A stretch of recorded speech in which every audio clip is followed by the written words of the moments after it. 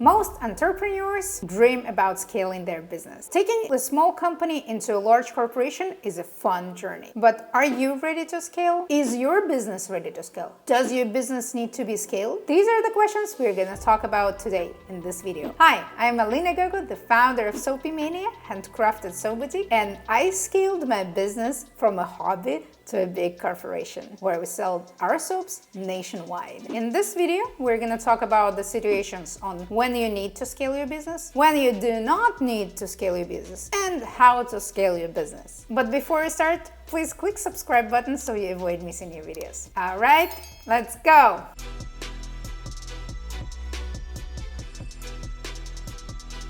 The very first question that you need to ask yourself is whether your business is scalable. Not every business is scalable. Let's say there is a business that you hand deliver your product to your customers, and the point is on how you deliver your customers. Let's say ice cream bicycle. You have like a certain outfit and certain music and certain ice cream that you're selling. And the idea is it's you who give this ice cream for deliver this ice cream in a certain way. This business is not scalable. This business is very cute and very local and very small, and it's gonna stay small just because you cannot clone yourself, make more of yourself. You can think of possibilities how to scale it up, but if this is the model that you want to pursue, this is not the model for scaling. Or let's say a business specializes on something really handmade, personal. So the business is based on your personal skills. Of course, you can teach someone. Of course, you can grow, but it's harder because it's personalized, it's smaller, and I'm not saying it's impossible. In fact, I have a friend who is right now doing that. She is scaling her custom-made business, but it requires some creativity. The next question that you need to ask yourself is whether you're ready to scale your business, just because this is getting out of your comfort zone, you're taking in a lot of risks, you are growing, you're ready to lose control of things. Or you would rather prefer operating on a certain level that you already are and you're comfortable and everything is working smoothly and you're enjoying your life balance. So you need to ask yourself whether you're ready to shift things around. Here are a few situations where you do not need to scale. So let's say the market that your business is operating on is super saturated. You're operating on a certain niche and you're super well on it. You got your blue ocean. If you don't know what's blue ocean, this is the book about it. Strongly recommend. So you got into your blue ocean, and attempting to scale may lead to increasing the competition, more investment, and at the end of the day, the profit is going to be only decreasing. Even though you're increasing the company, you're increasing the volume, but the end result, the pure profit is going to be lower than when you were smaller. Another possibility is that you have limited resources. So you have limited people that can work. Let's say you need like certain experienced people. Like I said, you need to teach someone certain skills, and it takes time, and you're not ready to scale yet just because you are short on the certain human resources.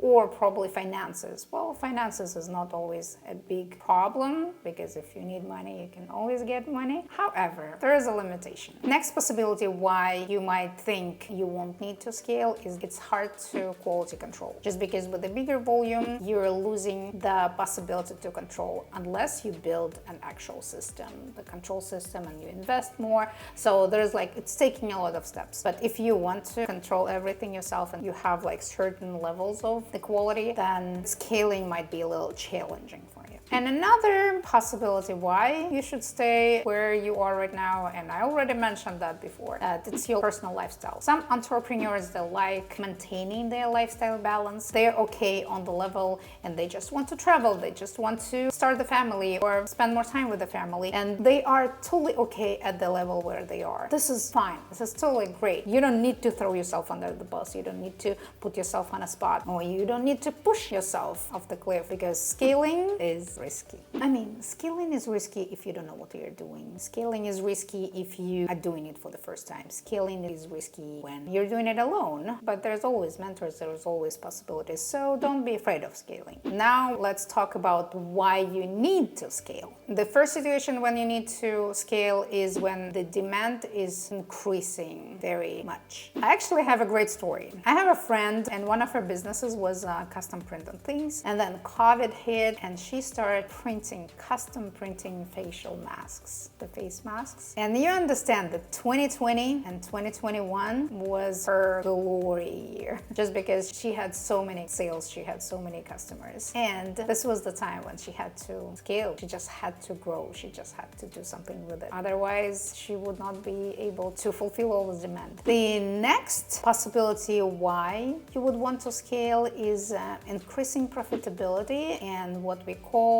negotiation power. Meaning, when you have larger volumes, you can bring the unit costs down and increase the sales. So you're technically not increasing the price for the item, but you're decreasing the cost of the item, which brings you more money. The only in my world or in the world where you're producing physical things, you need to buy ingredients. And the bigger volume of the ingredients you're buying, the lower the cost per unit you pay. So overall, your margins are growing up just because you're only decreasing the cost of the units, the cost of the ingredients. So if you're thinking of attracting investors, they always like to see a business that is scalable just because it's going to bring more money. Also, by scaling your business, you increase job opportunities. So you're giving jobs to more people. I absolutely love the feeling of helping people, of giving them opportunities, of giving them jobs. And in some cases, and actually in most of the cases, you're actually opening somebody's talents, because in my industry, I sometimes hire absolutely unskilled people, and then we teach them, we train them, and they develop some passion towards something, or they keep saying, oh, I didn't know I can do it, and I love doing this. I didn't know this exists, and now they get themselves into a new world. I have a girl that we hired as a soap maker, but shortly after we realized that she has some technical skills, and she has never done any 3D printing, but I had a 3D printer and I needed to custom print some molds for my soaps. So she started exploring this world, and right now she actually bought herself her own 3D printer, and this is her side business as well. I absolutely admire this. Also, expanding your business, scaling up your business, you can serve more customers, you can serve more people. I absolutely love my soap, and I think that more people need to try it, more people need to use it. That's why I wanted to scale and I wanted to grow, so that I have access to more people, to give them more possibilities to use my product. And this actually happens the same with the service, with technology, with anything. If you believe in your product, and if you think it's great, and if you think a lot of people can enjoy it, then yes, you need to grow. Also, scaling gives you a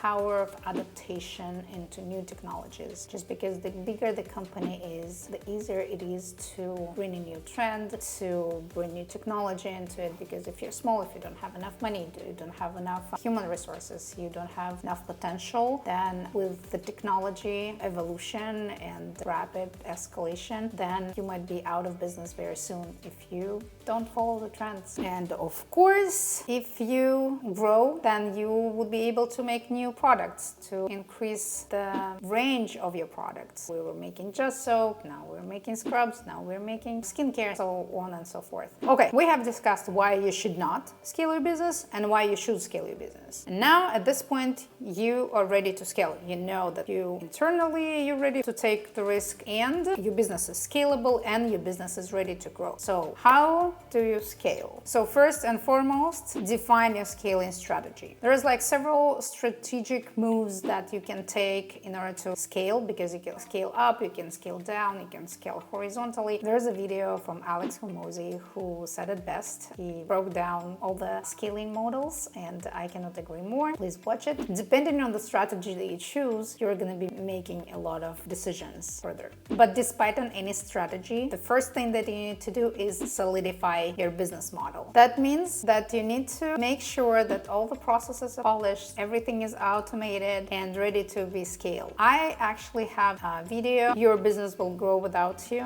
where I talk about automation and delegation and so on. Please watch it. I'm not going to talk much here. The second, it's actually part of the first one, that you need to develop and you need to have a solid system of marketing and sales. This is what brings you money. You have to invest in it. You have to understand how this works, because without giving money, you're not going to gain money. The next step is you need to increase your brand visibility and reputation. Your reputation works wonders. You know all the stories where people are buying this product only because it's this brand. They haven't tried it, but they know this brand. They know that it's clean, or it's very strong in technologies, or it's very reliable on customer service. So So if you have this reputation, then it's going to be easier to scale it up. It's going to be easier to bring new product. It's going to be easier to attract investors and so on and so forth. So reputation is very important and you need to build it from ground up. The next step is my favorite. Build a strong team. The team is everything. Your team, these people are the ones making it all happen.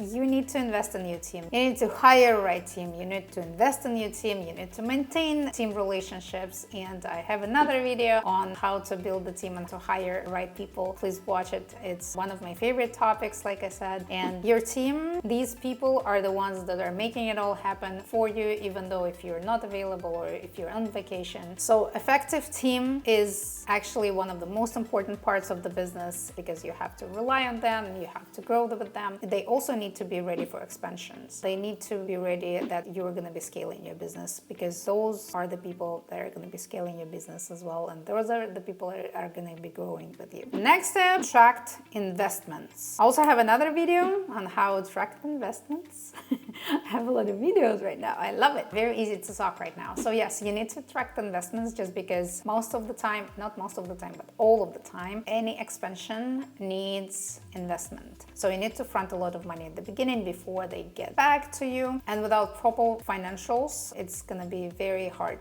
to grow. The next step is research and competitor analysis. You always need to follow the trends. You always need to follow your competitors and see what they're doing. Maybe partner with them. I love that part. I love my competitors and I love keeping in touch with them or just following them. And please always do the research. You can visualize this research or conduct this research in certain platforms like Google Sheets or Notion or any other possibilities. There's a whole world on how you can show your analysis, but you need to see where you are. You need to predict what's going to happen and make it all visual for you and do the checkpoints. And with this being said, the next, develop your KPIs. Constantly measure and evaluate your KPIs. Check your results, see where you are, put the certain points, hey, like if we reach this level, then this, and so on and so forth. So it's like a reality check. Perform it regularly and see where you're standing, where you're going, if you're doing the right thing, or you need to change your gears and go into a different direction. And last but not least, be ready to risk it.